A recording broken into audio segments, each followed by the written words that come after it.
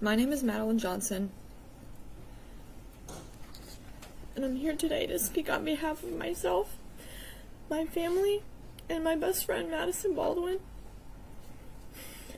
I was a senior at Oxford High School when the shooting happened, and I would like to start this off by sharing the shirt I'm wearing. Madisyn used to draw me doodles on gum wrappers, and I'd keep them. One day she gifted me the one on the front of my shirt, and she said that it was the two of us as dinosaurs, best friends, even in the prehistoric times. This is one of the only things I have left to remember her by.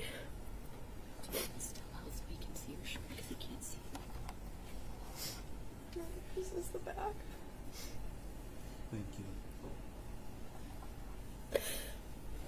you. On November 30th, 2 years ago, Maddie and I were coming from our 4th hour AP statistics class that we had together, and we were walking down the 200 hallway. I had a lot of time to get to my next class, so I figured I would walk Maddie to her 5th hour class, sociology. Once we neared the end of the hallway, we realized that the shortcut she usually took, the courtyard, was closed for the season. I've since heard that the courtyards were not closed that day, but we both seemed to think that they were. We had to take the long route instead, the one that curved around the school. Little did we know we were walking straight towards a gunman. Since neither of us had intended on taking the long route, I realized that I was going to be late for class. So I said goodbye to her and turned around to start walking the other way. I didn't think that goodbye was going to be permanent. I thought it was goodbye for an hour, and I'll see you next class. As soon as I started walking the other direction, I heard the first round of bullets. The pattern of them still plays in my head every single day. For a moment, just a fraction of a second, everything went quiet, or at least it did for me. I looked around the hallway and saw looks of horror on the faces of teachers and other students. Their faces are frozen in my mind. I didn't see Madisyn. I couldn't see where she went. After that fraction of a second passed, it sunk in for everyone in the hallway, and it was chaos. People were screaming, running, pushing, and shoving. Doors were being slammed shut as kids desperately tried to make it to a classroom, and more gunshots rang in my ears. I wasn't in control of my own body anymore, and I couldn't feel any of my limbs. My hearing went out, sort of like when you're underwater and people above you are talking. My vision went blurry, and I didn't even realize that I was running as fast as I possibly could to the other end of the 200 hallway. I later recalled that I passed so many exits, so many side doors, but during those few minutes of hell in the hallway, all I could do was run forward. I found out that Madisyn died a few hours later from a photo on somebody's Snapchat story. I didn't believe it until multiple other people confirmed it for me. Even then, for months, I still didn't really believe it.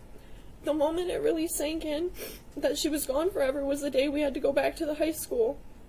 I sat in my ceramics class, our favorite class, and I watched as students poured through the door, and I waited for her to come sit at her seat right next to me, and I waited and waited, and I finally realized that she was never coming.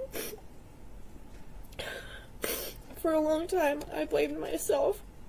I should have continued to walk her to class because then maybe things would be different.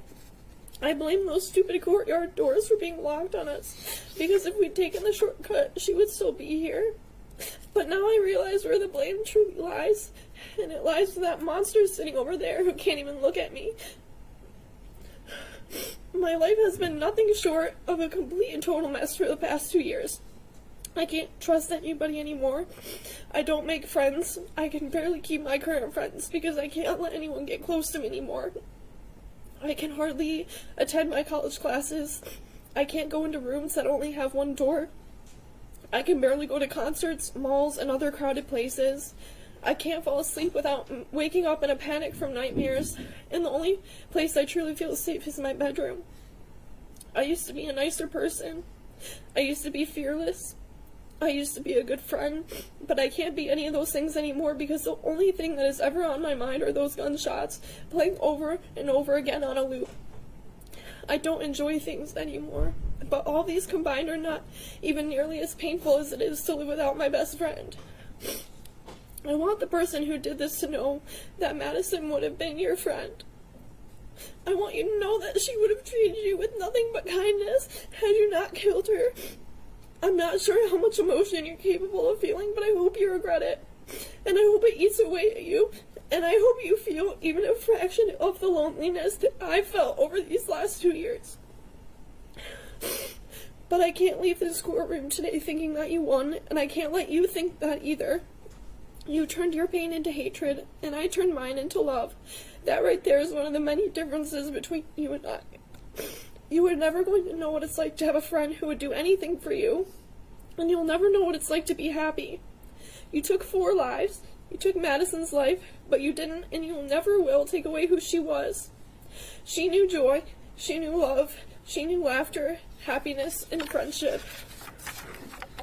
She had such a rich life, and she truly lived it. You are never going to know what it's like to be loved, and that is why I win. Because of what you did, you are alone. You are completely and totally alone for the rest of your life. There are no punishments in this world that could ever make up for what he took from us. Not even 1,000,000 life sentences could begin to serve justice, but you have the power to sentence one. 1 life sentence without the possibility of parole. If that is the best closure we are ever going to get, then that is the only viable option. Any lesser sentence or any possibility of parole would be a slap in the face to everyone who is here today. Giving a mass murderer a second chance at life after he took 4 lives, injured 7 people, and traumatized students like myself is unthinkable. Thank you, and please take this into consideration. Thank you for being here, and I'm very sorry about the loss of your friend, but thank you for your strength and courage in speaking this afternoon. Thank you. Thank you.